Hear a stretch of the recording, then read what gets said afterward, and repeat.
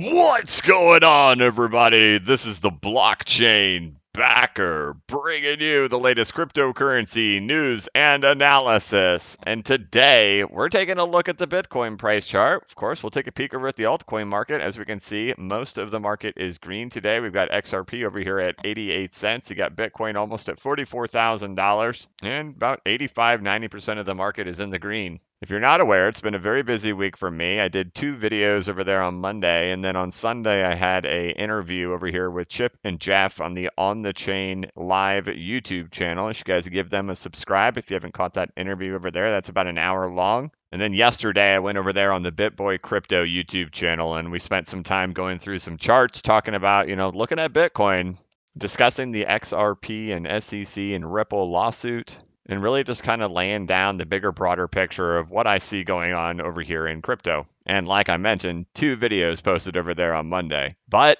green price action couldn't come at a better time, right? So it was nice to be able to keep things pretty light, tight, and bright through those interviews, as price action has been positive during this time period. And I think we're going to keep that trend going. We're not going to do anything too insane with today's video. Over there on Monday, I really dived into Elliott waves and what I see going on with the total altcoin market cap. If you missed that video, then this would look like complete slop to you and not make any sense. But I did deep dive into why this is so positive for crypto right in here with this Elliott wave count and this ABC correction that we've seen happen over here in the total altcoin market cap, excluding Ethereum and excluding Bitcoin. That we've done a 702 Fibonacci retracement with an ABC correction with waves of equal length and a 535 correction. So these are all great. A deep dive into that in this video right in here, during the start of a new wave. And while if we really just look around, prices have been popping up. We've got XRP here at 88 cents and essentially a straight line going up in here. It's just kind of waiting to see where some resistance is going to come in. Markets don't typically move in straight up lines forever.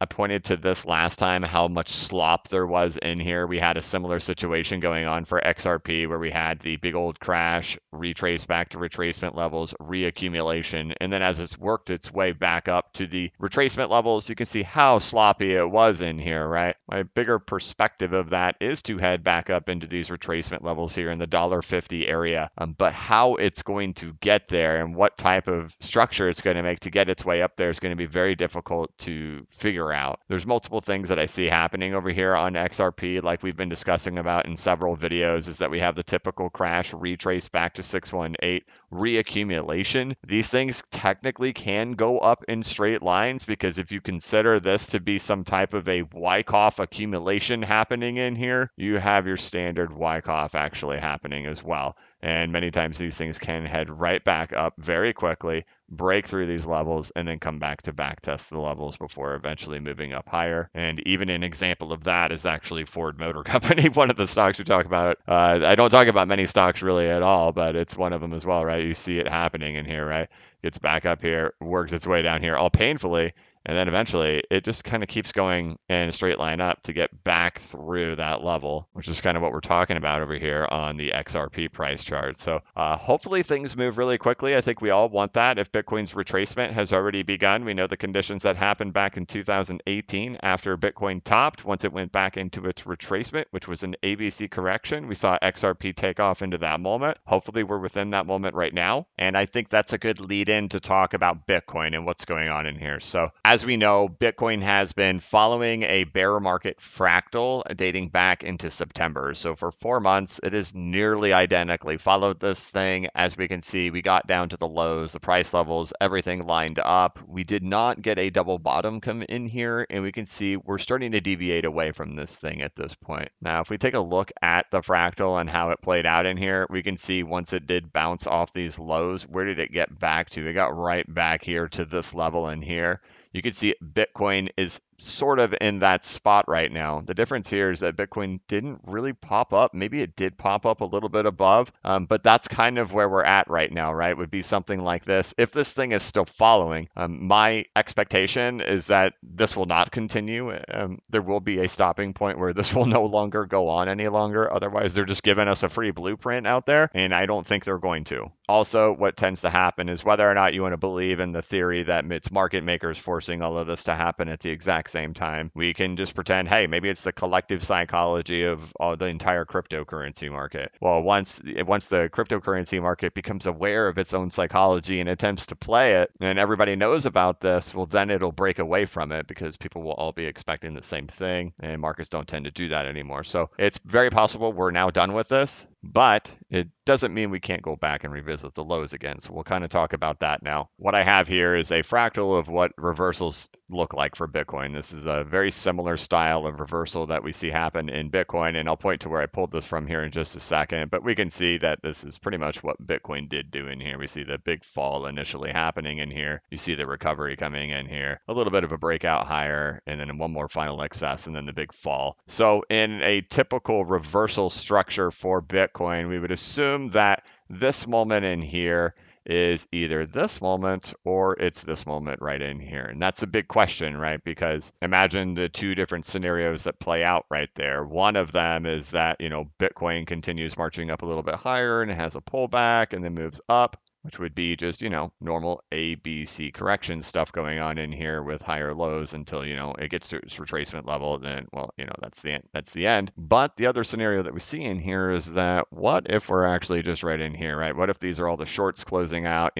Big money shorted the whole thing all the way down. They're closing out all of their shorts right in here, getting one little pop-up going on in here, and then it's going to flip over on itself and then set one new low down in here before starting the ABC correction. Now, we've seen a lot of positive price action over here in the altcoin market. I think that's super optimistic to see that going on, but we don't see anything like breaking out into new all-time highs yet, right? So still in the back of my mind that this is possible, and I'll reinforce that here in a minute on why I think that. For me, it doesn't change anything for how I do what I do, right? I'm a holder. I'm holding through this. Everything for me for Bitcoin is waiting to get back into the retracement. If a new low gets set in here, it doesn't change anything for me. I still am just holding through all this stuff, waiting for an ABC to come in, and fingers crossed, we have a big alt season that comes in into this moment, and the market gets incredibly euphoric. But pinpointing bottoms, finding bottoms in here, very difficult to do, but that's what we're going to try to discuss. Was that it? Was that the bottom? I think there's a very good chance it was, and if it wasn't, maybe there is one little more dip. Now,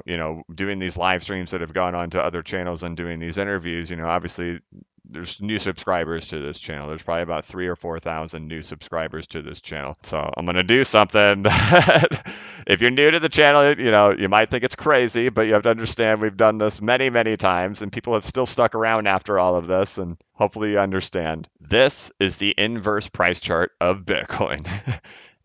Over the course of the last year and a half, we've been really following the inverse price chart of Bitcoin to see that, it had a very clear, 5-wave structure. And so essentially when we look at the inverse price chart of Bitcoin, we're looking at Bitcoin upside down. And so as the price moves down, looking on the right side of the screen, we can see that the price of Bitcoin is actually going up. And I had identified this as a very common structure as we were in these time periods back here in April and May and June and July. We were able to get through this time period back in here, understanding that it's very common for this level to hold, and that what we would be looking for into the next move for Bitcoin would be that we would go set a new high, not by much, but that we would set one. And you can see as this price moves down, we set our new all-time high here. Look on the right side of the screen, and then price started falling back. So this was also an indication that the top of Bitcoin had come in by understanding what bottoms look like. So by looking at it upside down, we could identify, well, what do bottoms actually look like? Because what we knew is that if we looked at what happened when the bottom of Bitcoin came back in 2018, when the price fell down to 3,000, it made the exact same structure. And we had the same thing going on in here where we rolled back up to.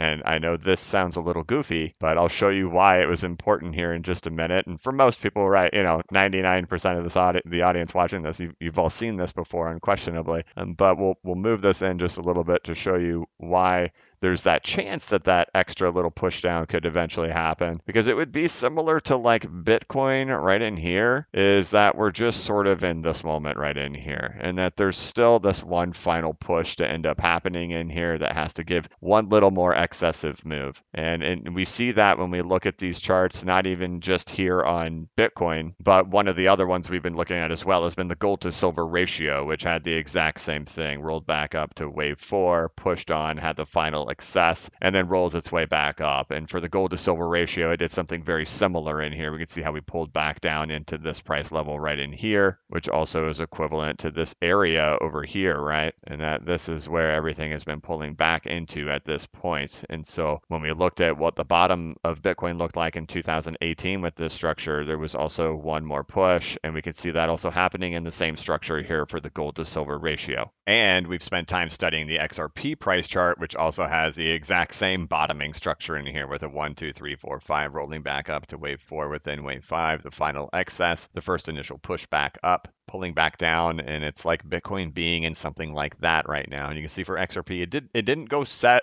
a new level, right? But it did get back down there again. So I won't try to scare newcomers too hard on your first day with the channel, but you know, this is the kind of stuff you get here.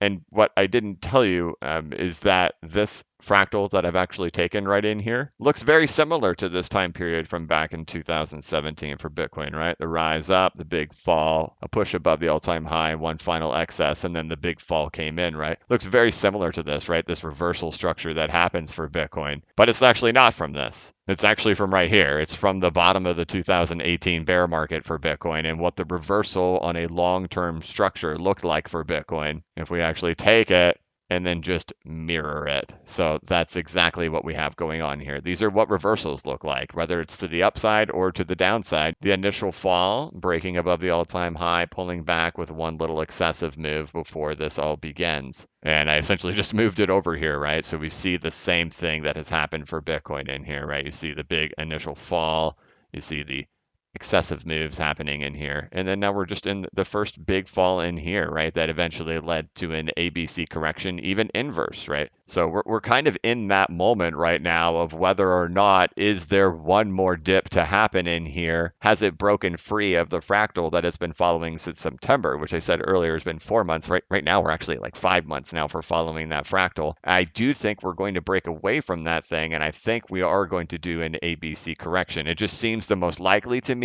with the structure that we have for Bitcoin. But question is that the low?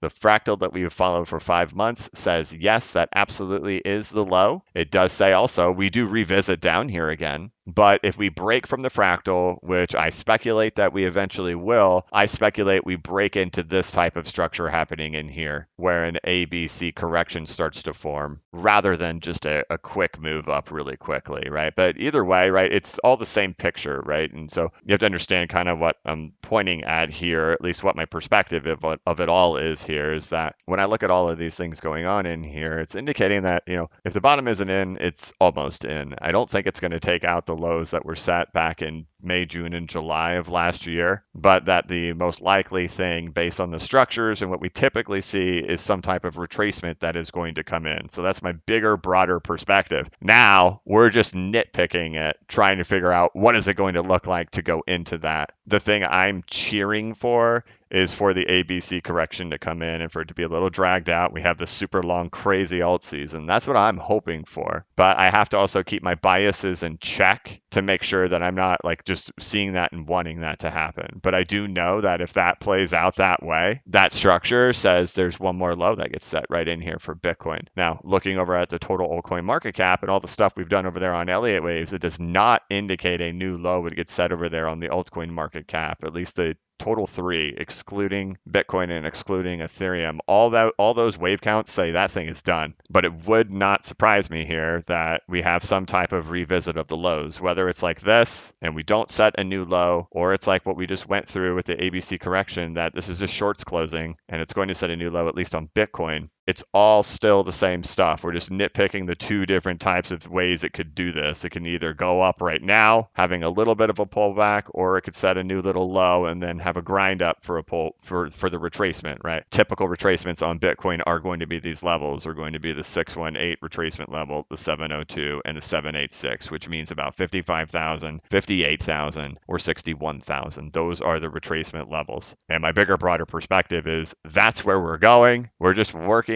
on our bottom right now to start pushing our way back up into there. And while this is all great over here on the total altcoin market cap, we know we've been moving up pretty straight for a little while. It is normal for pullbacks to come in when you move up that fast. So a pullback, it would make a lot of sense that one does eventually come in. So I'm not going to be caught surprised by one. Both fractals, both structures indicate that Bitcoin does have a pullback. But fortunately for the total altcoin market cap, excluding Bitcoin and excluding Ethereum, this all looks super positive that new all-time highs can get set on this chart based on the Elliott wave structure of a 1, 2, 3, 4, 5, followed by an ABC with a 5, 3, 5 zigzag correction occurring within it. The Elliott wave rules point to there's another new all-time high set over here on this, which of course makes great sense to me because the remainder of the altcoin market has not reached out to a 4.236 extension for its market cap, while both Bitcoin and Ethereum have. So I'm still big picture optimistic for the altcoin market, excluding Bitcoin and Ethereum, which have already hit their 4.236 extensions. I'm looking at the rest of the market. I like the structure that has set up in here, but I do also know that all of these structures do point to some type of pullback happening. So big picture, I'm excited. Short term, I have my expectations set. If it breaks up and goes, hey, cool, all good. But all of these structures do point to a pullback, so I'm prepared for it. So there's going to be a couple of news stories we're going to cover really quick because I think that these may be something that come up more in the future. So we don't cover a tremendous amount of news on this channel, but these things feel like they're going to gain momentum as time goes on. Yesterday, U.S. officials seized $3.6 billion in Bitcoin from a 2016 Bitfinex hack, which was nearly 120,000 Bitcoins that were stolen. They captured a couple in New York City, but if you haven't been following social media to see anything about this couple that is incredibly interesting, is that the wife or the woman in this couple is like trying to pursue a rap career on social media. And what's very odd about it is a lot of the stuff seems like it's got like production value. There's a lot of people involved in her making these videos. She's got dancers in her videos, and it's all really, really bad rap. Like terrible, terrible rap. And it just seems so odd. It seems so odd that there was nobody out there telling her, hey, your rap is really bad. And I can't play it here on here. I don't want to get like a copyright strike for playing this rap music. But if you go out there and try to actively search for these rap videos, you're like, this is so bad. How did nobody tell this person it was so bad? And why did all these other people get involved to help shoot these music videos for her for this rap music that is so bad? That's where everything doesn't smell right. That's where everything is just odd about this whole situation, that you have this like portrayed millennial type person who's very awkward, very weird, and nobody is telling them to stop. There's going to be, I have a feeling there's more to this story. I will not be surprised if this is a political talking point at some point, and we're going to see how this develops, but something doesn't smell right about the whole thing going on here. And for the second piece of news is that they're starting to get a lot more momentum about Congress being banned from trading stocks. And we've been talking about this on this channel for several months once the Federal Reserve did this, where all Fed board members had to sell all of their stocks. And that I posted about this over here on Twitter this morning, that it's looking more and more apparent that it's going to happen, and that we have to remember that these Dow Jones Industrial Averages, the Nasdaq, the S&P 500, all of them are getting up to these 4.236 extensions, and it's always been this concern that, hey, if Congress ever sits there and says, we're going to do the same thing the Federal Reserve did, we're all going to sell all of our stocks because it's the right thing to do for ethical reasons, that's going to be a big moment of concern. It's just a reminder out there that, as we see this progress, you have to remember to yourself why they can get away with this right now. And it's because the general public wants it, right? There's been all these narratives out there about, members of Congress day trading and front running things. They have like monitor portfolios where you can trade alongside with Congress members and you can crush it, right? So there's a lot of negative narratives regarding Congress owning stocks. So the general public, the people who don't follow charts and look at 4.236 extensions like I do, they're all on board with this idea that all these congressional members should be banned from trading. So it makes a really perfect political narrative to say they should be barred from owning stocks. But we all know that they're all trying to be the good guys after years, decades of reckless debt and money printing, as the price charts of these indexes are reaching out to the 4.236 extensions. And what, the narrative is barred and banned from trading stocks, but what it truly means is that they have to sell. So what would happen if all of a sudden every member of Congress just randomly started selling all of their stocks? It would send the world into, absolute craziness, right? People would be terrified of what's going on. But all these indexes get up here to these 4.236 extensions, and the political narrative for them to be able to sell everything can be spun as if it's the ethical thing to do. It's the right thing to do. And as the stock market, as we see here, the Dow Jones Industrial Average is above the 3.618 extension from the great financial crisis. The S&P 500 is even above the 4.236 extension, and the Nasdaq is approaching its 4.236 extension, not even from the great financial crisis. This one has lasted twice as long. This is a 22-year long cycle that has happened here. And this is the dot-com bubble pop that happened back there in 2000. So we're looking at a 22-year long cycle as it's getting to the 3.618, as it's approaching the 4.236 extension. Congress is moving towards, oh, we shouldn't be allowed to hold any stocks, which means they can sell them all, right? And it all happens to be occurring here at the 4.236 extension. And I'm actually going to cut this short. I'm not going to keep going on my tangent and on my soapbox there because that clip actually ended up going for like another 7 minutes of me just ranting. And some of you guys like those rants, but I'm gonna cut it short. But either way, we got to keep that in mind, right? If Congress does do it, we'll see the legislation that they present. We'll see how much time they have to be able to sell all their stocks onto the public. The Federal Reserve, I believe, had somewhere between 30 and 60 days to be able to do that. So whether or not the first act of legislation that they come up with is the one that gets passed, we'll have to keep an eye on it and see what it does say, what the meat on the bone is, to see how many days they have to be able to dump their stocks. So it's something that we'll monitor. So we'll monitor this and see how this progresses. And of course, something doesn't smell right with the whole Bitfinex hack stuff. Otherwise, green day in crypto for the most part, and we'll keep the remaining 5 seconds of this light, tight, and bright. So I hope you guys are having a good day. I hope you guys have enjoyed the interviews that I've been doing over the last few days. If you know, I don't spend a lot of time on camera. It's not something that I really like to do. I like to kind of be behind the camera because I can be myself. I don't have to, put on facial expressions, and I can really just, talk about whatever I want to talk about. But before I went on these shows, I spent, some time talking to some other content creators, and I really reached out to Crypto Eddie a lot before I went on to these shows to talk about it because, I know that, there's mixed feelings about, going on certain interviews and certain different shows. But, my point of going on to these shows was really to just kind of bridge the community. And I know Crypto Eddie really wants that too, that, we deal with a lot of tribalism in this market with different assets and everything like that. But it's good to have certain people on your team. It's good to have certain people really, telling the truth of what's going on out there. And I think BitBoy Crypto has done a good job trying to bring the message of XRP out to everybody. And I know sometimes we don't get our, information completely perfect and completely accurate. And, sometimes we're hopeful that things are going to wrap up sooner than they do, and they don't. And it's kind of like just beating our head against the wall on when this case is going to end, when the settlement's going to happen, or just the case being over, or Ripple wins, whatever. It just continues to go and go. But, having BitBoy on, Team XRP, it's been a good thing for the XRP community. It's helped get the message out there. And I wanted to nurture that. I wanted to water that to help that grow because I think that's a really good thing for our community. And Crypto Eddie really helped kind of talk me through a lot of stuff. And she was very supportive and just kind of just a person I could lean on. And I appreciate your help, Eddie. I also reached out to more people. I spoke with Jungle Inc. to get some ideas. He's a huge guy for XRP. He's been around a very long time. If you're not following him, he also has a YouTube channel, and you can follow him on Twitter at Jungle Inc. XRP. I also spent some time talking with King Solomon at XRP_owl over here on Twitter. He was very supportive, along with, of course, everybody knows, digital asset investor too. I did speak with him, and a fan favorite, of course, John Deaton. So I enjoyed doing those interviews. Those were stressful for me, but it seems like we got through them okay. I want to thank you for all your support, all the nice comments you guys left out there. Holy cow.